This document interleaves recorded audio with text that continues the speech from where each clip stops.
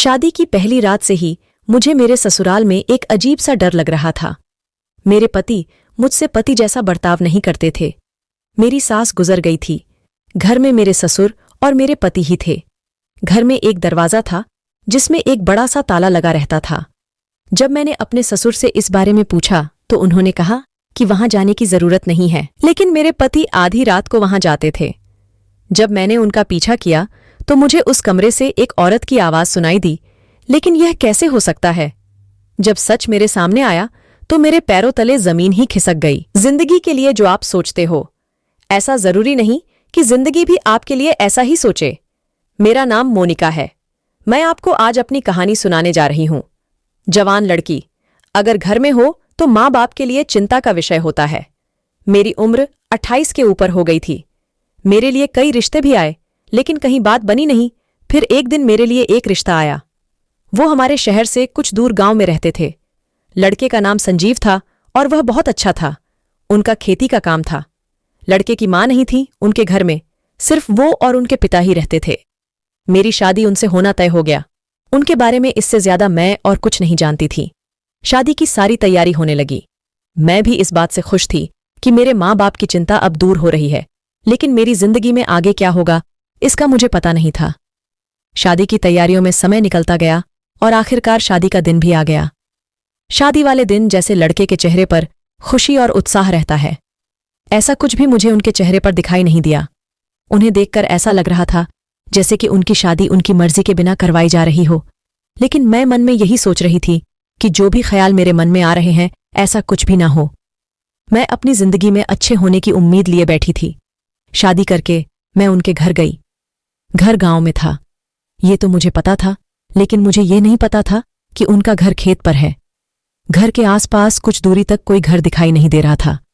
उनका घर भी बहुत बड़ा था। इतना बड़ा घर और सिर्फ हम 3 लोग। मुझे उस घर में जाते ही कुछ बेचैनी होने लगी, लेकिन फिर मैंने सोचा कि शायद यह नई जगह है तो ऐसा होना स्वाभाविक है। कुछ दिनों में शायद मेरी यहां रहने की आदत हो जाएगी। मेरी तरह शायद सभी लड़कियों को शादी के बाद ऐसा होता होगा। इन्हीं सब बातों में मेरा मन खोया रहा, लेकिन अभी सबसे बड़ा ख्याल यह था कि क्या मेरे पति मुझसे शादी करके खुश हैं? अभी तक मैंने उनसे कोई बात नहीं की और मैं इसी इंतजार में थी कि उनसे बात हो। सुहागरात पर मैं अपने कमरे में थी। मैं सेज पर बैठी उनका इंतजार कर रही थी। मेरे मन में कई तरह के ख्याल और सवाल थे। आगे क्या होगा इस बात से मैं अनजान थी। धीरे धीरे समय बीतता गया और इंतजार करते करते आधी रात हो गई, लेकिन अभी तक मेरे पति कमरे में नहीं आए थे।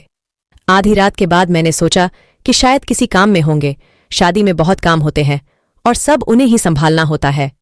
यह सोचकर मैं वहीं बिस्तर पर सो गई। सुबह जब मेरी नींद खुली और मैं तैयार होकर बाहर गई तो वो मुझे घर के बरामदे में सोए दिखाई दिए। शादी की पहली रात कोई अपनी पत्नी के कमरे में ना सोकर बाहर क्यों सोएगा? मेरे ससुर ने मुझे देखा और पूछा कि बेटा सब ठीक है? मैंने भी उन्हें कहा कि हाँ सब ठीक है। तब मेरे ससुर ने कहा कि बेटा मैं तुम्हें इसके बारे में कुछ बताना चाहता हूं। मेरा बेटा मन का बहुत अच्छा है, लेकिन इसे छोटी छोटी बातों पर गुस्सा आ जाता है। तुम अभी इसे समझना। मैं तुम्हें बता दूंगा, लेकिन उसमें थोड़ा समय लगेगा। बस तुम दोनों एक दूसरे को समझना। इसके गुस्से और कम बोलने का कभी बुरा मत मानना और इससे ज्यादा सवाल भी मत पूछना। उनकी यह बात मुझे कुछ समझ में नहीं आ रही थी कि यह किस ओर इशारा था, लेकिन मैंने उस समय सिर्फ हाँ कहकर उनकी बात मान ली। मैं उनसे और कहती भी क्या। मैं सुबह जब घर का काम कर रही थी तब कोने में एक दरवाजे पर बड़ा सा ताला लगा हुआ था। अपने ही घर में इतना बड़ा ताला लगाकर रखा है, ये बात मुझे कुछ अजीब सी लगी। मेरे पति घर से कुछ काम से बाहर चले गए थे तो मैं पूरा घर देख रही थी, साथ ही सफाई भी कर रही थी। उस दरवाजे के ताले ने मेरे मन में अभी भी सवाल उठा रखे थे। मैंने अपने ससुर जी से बोला कि पापा जी आप इसकी चाबी दे दीजिए, मैं सफाई कर देती हूं। वो बोले नहीं रहने दो, इसके नीचे तहखाने में एक छोटा सा कमरा है और उसमें जाने की कोई जरूरत नहीं है, रहने दो। उन्होंने जिस तरह से बोला उनको देखकर ही मैं डर गई। पता नहीं उन्हें इस बात पर इतना गुस्सा क्यों आ गया। उस समय मैंने सिर्फ हाँ में सर हिला दिया, लेकिन फिर बाद में मैं सोचती रही कि आखिर वहां क्या है। कुछ देर बाद मेरे ससुर भी घर से चले गए।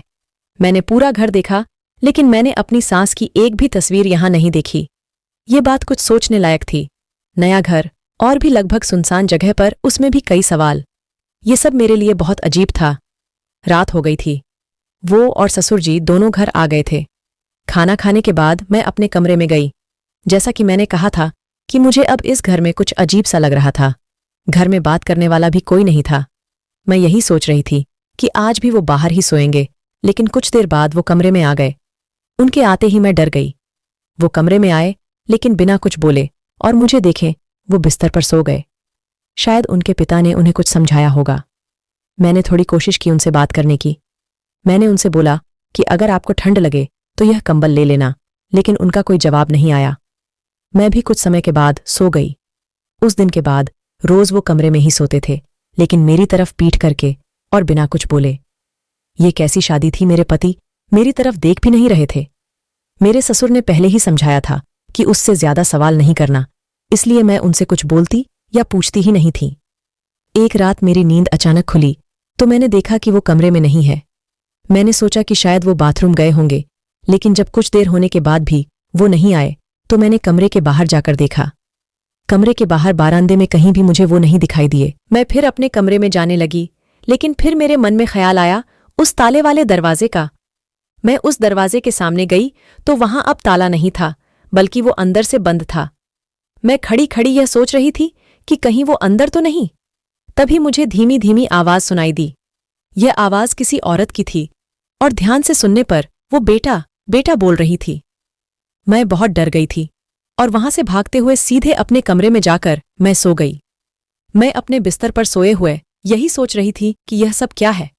तभी वो कमरे में आ गए। मैंने सोने का नाटक किया। अब उनके आने से मुझे और डर लगने लगा था। जैसे तैसे मैंने अपने डर और विचारों पर काबू किया। तहखाने में जिस औरत की आवाज आ रही थी, कहीं वो मेरी सांस तो नहीं थी? मेरी सांस की एक भी तस्वीर यहां क्यों नहीं है? क्या वो जिंदा है? और अगर है तो उन्हें इस तरह बंद करके क्यों रखा गया है? जब घर में इतने सारे राज हो तो किसी को भला कैसे नींद आ सकती है? मैं रात में ठीक से सो नहीं पाई। बिस्तर पर ही सोए मुझे ये ख्याल आया कि अब मुझे उस कमरे में जाकर एक बार जरूर देखना चाहिए। मेरे ससुर ने भी उस कमरे में जाने से मना किया था। मैं सुबह जल्दी उठकर अपने कमरे से निकल गई। वो अभी तक सोए हुए थे। धीरे धीरे और डरते डरते मैं उस कमरे तक जा रही थी। मैं सीढ़ियों के दरवाजे पर पहुंच गई थी। हमेशा की तरह अभी भी वहां बड़ा सा ताला लगा हुआ था। उसकी चाबी मेरे पति के पास ही रहती थी।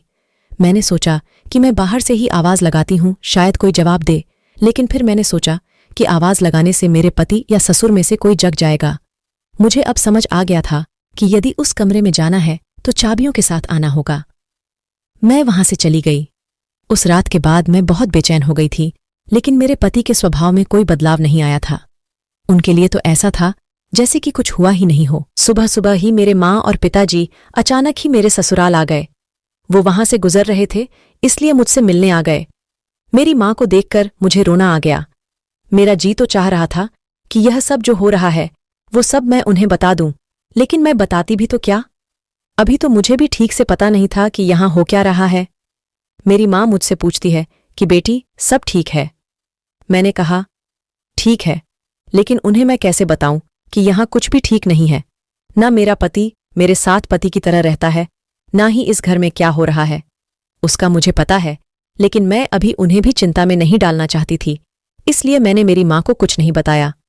उनके जाने के बाद जब मेरे ससुर घर पर थे तो मैंने उनसे पूछ ही लिया कि पिताजी सासू माँ कैसे चल बसी।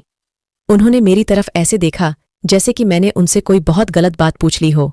वो बोले, बेटा तुमने मुझसे तो यह बात पूछ ली, लेकिन भूलकर भी यह बात कभी भी अपने पति से मत पूछ लेना। समय आने पर मैं तुम्हें सब बताऊंगा, अभी इस बात को मत करो। इतना कहकर वो चले गए। अब रात होने से मैं डरने लगी थी। रात को फिर वही होता। मेरे पति आधी रात को फिर उसी कमरे में जाते और वहां से मुझे बहुत धीमी धीमी आवाजें सुनाई देती। उस रात मैंने सोच लिया था कि आज मैं चाबी लेकर ही रहूंगी। रात को जब वो कमरे में आकर सोए तो मैंने धीरे से उनकी जेब से चाबी निकाल ली। सुबह जल्दी ही मैं उस कमरे की ओर गई। मन में कई तरह की बातें और डर था। मैं उस दरवाजे के सामने थी जहां ताला लगा था और उसकी चाबी मेरे हाथ में थी। मैंने कुछ देर वहां खड़े होकर गहरी सांस ली और चाबी उस ताले में लगाई। लेकिन मेरी धड़कनें तब रुक गई जब पीछे से मेरे ससुर ने मुझे आवाज लगाई। उनकी आवाज ने मेरी जान ही निकाल दी थी। मैं पीछे नहीं पलटी, लेकिन वो मेरे पास आए। मुझे देखकर वो बोले, कि क्या कर रही हो यहाँ और इस कमरे की चाबी तुम्हारे पास कैसे आई। मैं चुप थी तो उन्होंने फिर पूछा कि कहाँ से मिली तुम्हें यह चाबी? तुमने मेरे कमरे से इसे लिया है। मैंने कहा, नहीं, यह तो आपके बेटे के पास थी। वो रोज रात को यहां इस कमरे में आते हैं। ये सुनकर उन्हें बहुत हैरानी हुई। वो बोले कि संजीव इस कमरे में फिर जाने लगा, वो भी रात में। मैंने उनसे पूछा कि आखिर ऐसा क्या है जो आप लोग इस कमरे में छिपा रहे हो? यहां से रोज रात को बेटा बेटा की आवाजें आती है। क्या संजीव की मां इस कमरे में है? मेरे ससुर ने यह सब सुनकर कहा कि गलती मेरी ही है, तुम्हें सब पहले ही बता देना चाहिए था। मुझे नहीं पता था कि तुम ऐसा कुछ सोचने लगोगी। उन्होंने मेरे हाथ से चाबी ली और सीढ़ियों का दरवाजा खोला। वो नीचे उतरकर एक कमरे में गए। कमरा खोलते ही मुझे कमरे का राज पता चल गया। कमरे में मेरी सास का सारा सामान, कपड़े, तस्वीरें और गहने थे। उसके बाद मेरे ससुर जी ने मुझे बताया कि संजीव की मां 2 साल पहले ही एक एक्सीडेंट में चल बसी। वो अपने भाई के यहां जा रही थी। संजीव को उस दिन उसने कहा कि वो उसे उसके भाई के पास ले जाए। वो अगले दिन वापस आ जाएगी, लेकिन संजीव ने मना कर दिया। उसने कहा कि मुझे नहीं जाना, मुझे अच्छे से बाइक चलाना नहीं आता है। इसलिए उसने अपने भाई को ही बुला लिया, लेकिन रास्ते में जाते वक्त उनकी बाइक फिसल कर गिर गई। संजीव की मां को सर में चोट लगी, जिस कारण उसकी मृत्यु हो गई। संजीव अपनी मां की मौत का खुद को जिम्मेदार मानता है। उसका मानना है कि अगर वो उस दिन मां को ले जाता तो ऐसा कुछ भी नहीं होता। उस घटना के बाद वो कई दिनों तक बोला नहीं। बहुत मुश्किल से मैंने उसे संभाला है। बात बात पर वो अपनी मां को याद करके रोने लगता है, गुस्सा करने लगता है और खुद को कोसने लगता है। उसे उसकी मां की याद ना आए, इसलिए उसका सारा सामना मैंने यहां पर रख दिया। वो अपनी मां से बहुत प्यार करता था। उसके फोन में कई वीडियो हैं उसकी मां के साथ। शायद रात में आकर वो यही सब फिर देखने लगा है। मैंने सोचा था कि उसकी जिंदगी में अगर प्यार आएगा तो शायद कुछ हद तक वो फिर से खुश रहने लगेगा। इसलिए मैंने उसकी शादी करवा दी। उसकी मां उसे शादी के लिए कहती थी, लेकिन वो मना करता था। शादी के वक्त भी वो यही कह रहा था कि जब मां नहीं है तो शादी करके मैं किसे खुश करूं। इसलिए मैंने तुम्हें कहा था कि उसे गलत मत समझना। उसे प्यार की जरूरत है। उसे यह विश्वास दिलाना है कि जो हो गया अब उसे बदला नहीं जा सकता, ना ही उसमें उसकी कोई गलती है।